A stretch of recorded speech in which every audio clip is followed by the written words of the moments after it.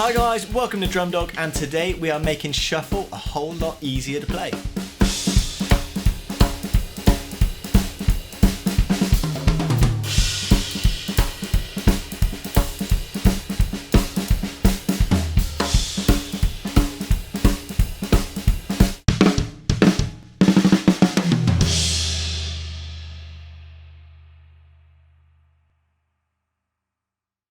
Now, shuffle is one thing that drummers really struggle with, and rightly so, because it is tough.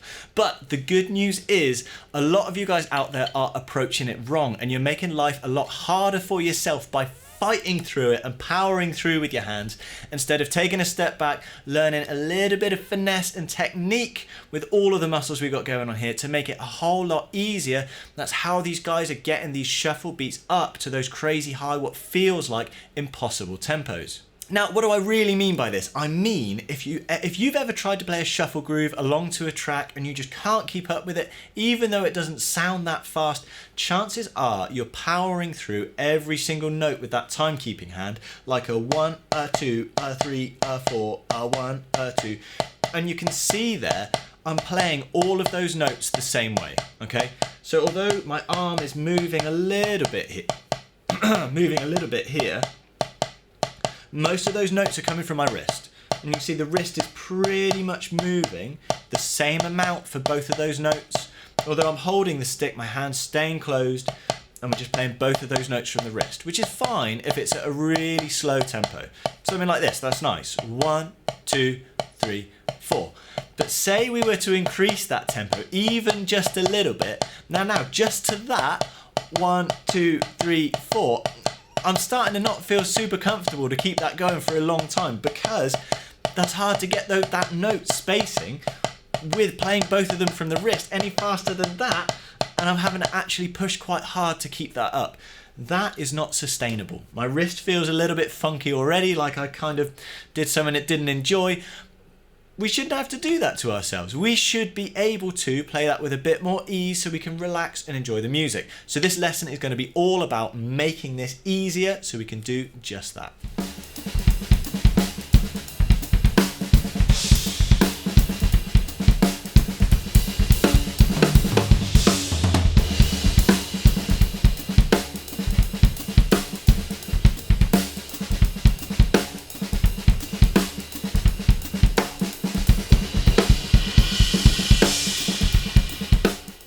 Now, the first thing we want to think about here is actually dynamics. Now, although at first this is going to make things a bit more difficult, this is that little detour that we need to make it a whole lot easier when we get back on the main track. So stick with it if this seems a little tough at first. Now, instead of playing each of those notes all the same volume, 1, 2, 3, 4, 1, 2, 3, 4, we want to lean on the main quarters as accents, and we want to let those skip notes on the be a little bit lighter. Okay, so 1, 2, 3, 4, 1, 2, 3, 4. Now, I've already made a little change in my right hand technique there that's allowing me to play those dynamics a bit easier. Now, let's break down that change of exactly what's just happened there. I'm playing two what a lot of people know as molar strokes. Okay, let's not get too hung up on that in this lesson. But what I'm doing there for my my skip notes, I'm playing them from the wrist, and it really has to be wrist only. Okay, don't be tempted to like drop the whole arm and play with the wrist at the same time. We really want to play just that wrist. Okay, so when this is new to you, really isolate that arm, hold it with your other one if you need to, and just play from that wrist. Try just those skips: 1, 2, 3, 4, 1, 2, 3, 4. 1, 2, 3, 4, and we're just playing from that wrist. Okay, I can't emphasize that enough. Now, once we've played those skip notes from the wrist, as well as playing that note from the wrist, I'm going to pick up my arm slightly, okay, to get ready for that quarter note. 1, 2, 3, 4, and now as you can see what's happening there, we're generating this fluid motion of, as well as playing that note with the wrist, we're picking up the arm. Okay, so this is what happens. Now that is a really weird motion to get used to. For you molar guys, this is that upstroke. So we're calling this an upstroke because we're playing a really gentle stroke with our wrist, but we're also picking our arm up at the same time, okay? So practice this slowly. It feels really weird because normally when we play the drums, we're playing down. We play, you know, we start up and we play down into the pad. But we want to get a note and we want to prepare for that next note that we want to play. So this motion here isn't about the skip note, it's about the accent. But we need to really dial in that up motion. Again, a note with the wrist, picking up the arm at the same time. So not one after the other, we're doing that at the same time. You practice just that motion on its own. And again, you really can't practice this enough. This is the really boring leg work that just feels a bit weird and isn't very satisfying to play, but that really makes a big difference to this coming together and feeling comfortable with that shuffle. Now, when you do practice this on its own, what's super important and can easily get missed is to reset before each one. And what I mean by that is we're starting here, then we're playing our note and we're picking our arm up. But now if I do that again from here, I'm already up. So can I do that? Was that an upstroke? No, it wasn't, because I started here. That wasn't a note from the wrist. That was just a full note from the elbow. So we have to reset back down to here, and we're going to play that again. Tap from the wrist, pick up the arm. Reset, tap from the wrist and pick up the arm. That is how we practice that little upstroke. You can't play it from here. You can't do this continual, yeah, I'm practicing upstrokes, because you can see the difference, right? Reset, play the note, pick up the arm. Reset, play the note, pick up the arm. Only when you've got that feeling comfortable as a comfortable thing can we think about chucking in that accent after it, okay? So then we're going to play our upstroke straight down into the next note. Up, down. And now that down is just a regular stroke. We're taking that hand down. Again, molar guys, that's our down stroke. We've got that up, and we're just playing straight down into it. Those are our quarters. You know, if we were playing a quarter note groove, just as you normally would. 1, 2, 3, 4. 1, 2, 3, 4. That note's exactly the same. The only thing that's changed is what we're playing before it. 1, 2, 3, 4. 1, 2, 3, 4. And you can really see there that those quarter notes in my arm are staying the same. The only thing that's changed is my wrist catching that upstroke for the skips. And this is how we're making this easier, because that is now a much, much smaller movement. That's no longer a note all on its own from the wrist. We're just catching it on the way up. 1, 2, 3, 4. And once you've got that upstroke feeling comfortable, that's so much easier to bring up to speed. I mean, the difference that's now made, 1, 2, 3, 4. And I could do this all day, because it's such a small movement compared to 1, 2, 3, 4. I'm fighting through it, playing all those shuffles. 1, 2. Oh, the difference. That is that shuffle technique. We're using dynamics. The way we're playing those dynamics is making it a whole load easier to bring this up to speed.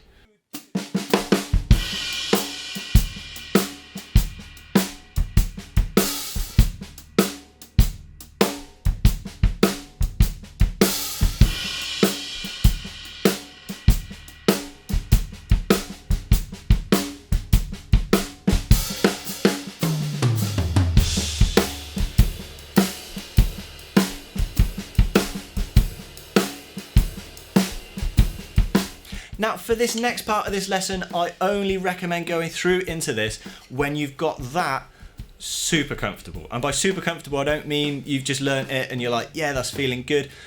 Just, if you've only just learnt that, take it, go play some songs, just get that well embedded in your vocabulary, and then come back to the second half of this lesson, because it really helps to have that fully honed and bedded in to the point that you don't have to think about it anymore and it's just second nature.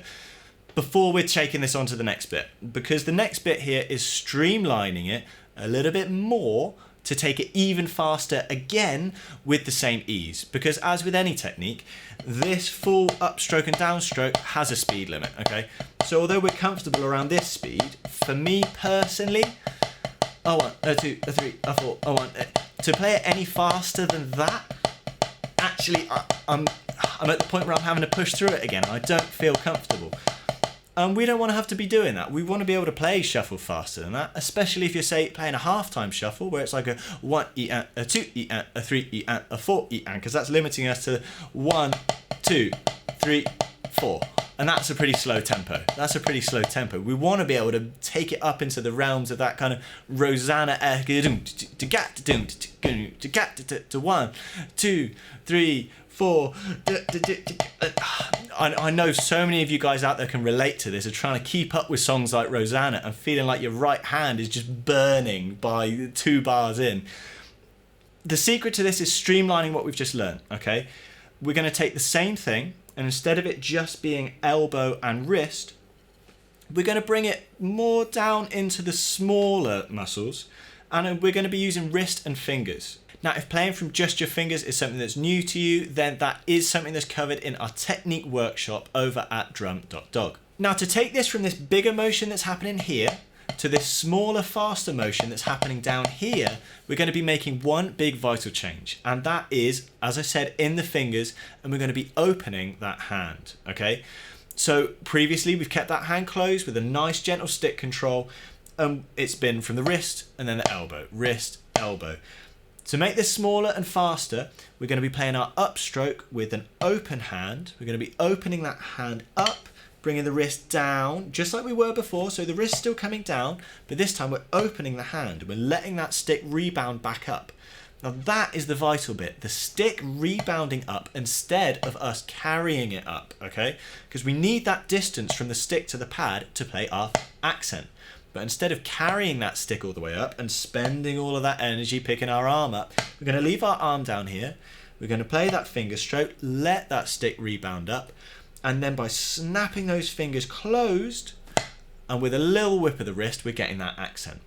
Now this is quite hard to play slowly, but I'm going to do my best and hopefully we can see how that motion's working. So we're opening the hand and then we're snapping those fingers closed along with a small snap of that wrist to get that accent to really chop. Because although we're making this smaller, we still want to keep those dynamics leaning on the quarter note.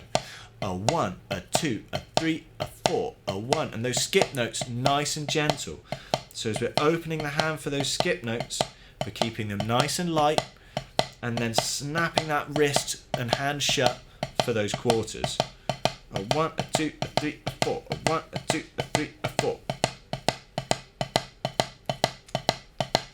Now, although that can look easy, that takes some serious getting used to. Like I said, you want to have that really locked in, and you want to be really comfortable with playing notes from just the fingers before we're tagging those things together in what looks simple, but really isn't simple at all. But that small little motion there, you can see how much smaller that is than this, because that arm is basically staying still. Although there's a slight bit of movement there, nowhere near as much as when we're playing it from there. That little motion is how we're bringing that shuffle up to speed. We're getting that kind of Rosanna tempo.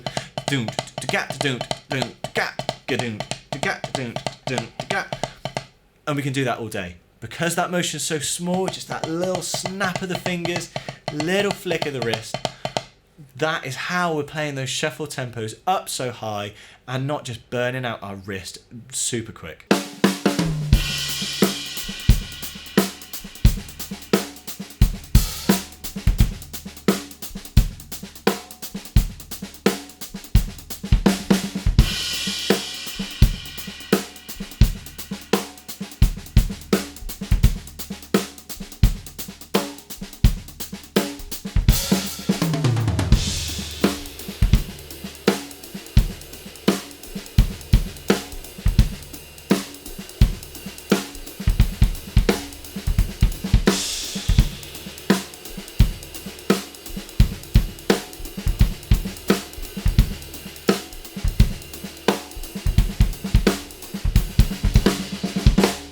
Now, as I always say with technique, is this stuff takes time, okay? Just watching this lesson and having a bash on a pad once, if this is new to you, is not going to do the trick. Don't ever feel the need to try and learn it as quick as you can. just really take the time to absorb those motions.